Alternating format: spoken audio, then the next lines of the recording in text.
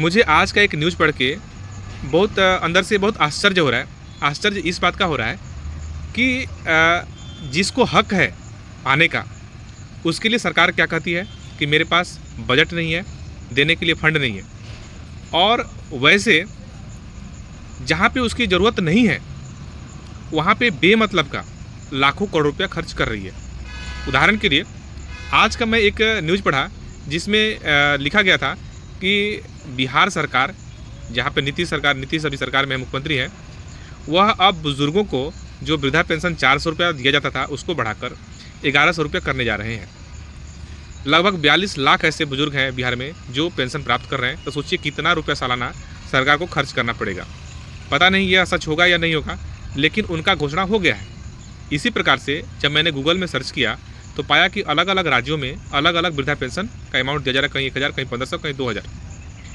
और जो प्राइवेट कर्मचारी इतने सालों से देश की सेवा किए, पूरी जवानी अपनी देश की सेवा में गंवा दिए अलग अलग माध्यम से, उनको जो अभी रिटायरमेंट के बाद जो उनको मिनिमम पेंशन मिलना चाहिए वो भी नहीं मिल रहा है। देश में ऐसे बहुत से लाखों कर्मचारी हैं जिनको मिनिमम 1000 पेंशन भी नहीं मिल रहा है, वो उनको 800-900 रुपये मिल रहा है। वैसे पूरे जीवन आप काम करते हैं और आप अपने फंड में पैसा जमा करते हैं, अपने सैलरी से पैसा कटा कर उसमें जमा कर रहे हैं, और आपको मिनिमम पेंशन प्राप्त करने के लिए सरकार से लड़ाई करना पड़ रहा है। ईपीएफओ इतना कम पेंशन दे रहा है कर्मचारियों को कि उनको बुढ़ापे में जीवन यापन तो करना मुश्किल है। तो लोग सरकार से मांग कर रहे हैं कि भाई आप इसमें आइए और आप कुछ मदद कीजिए ताकि पेंशन बढ़ सके। सरकार का एक ही रिप्लाई रहता है कि हमारे पास उतना फंड नहीं है, बजट नहीं है। ईपीएफओ अपने मर्जी से जितना मर्जी उतना दे रहा है और लोगों का शोषण कर रहा है। और आप देख रहे हैं कि हर राज्य सरकार उन सभी बुजुर्गों को पेंशन दे जा रही है।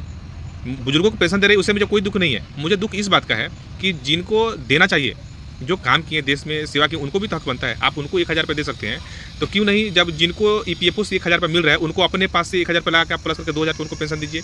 जिनको 2000 मिल रहा है उनको 1000 प्लस करके आप उनको 3000 कीजिए। जिसको 3000 मिल रहा है उसको 4500 कीजिए। क्यों नहीं कर रहे हैं?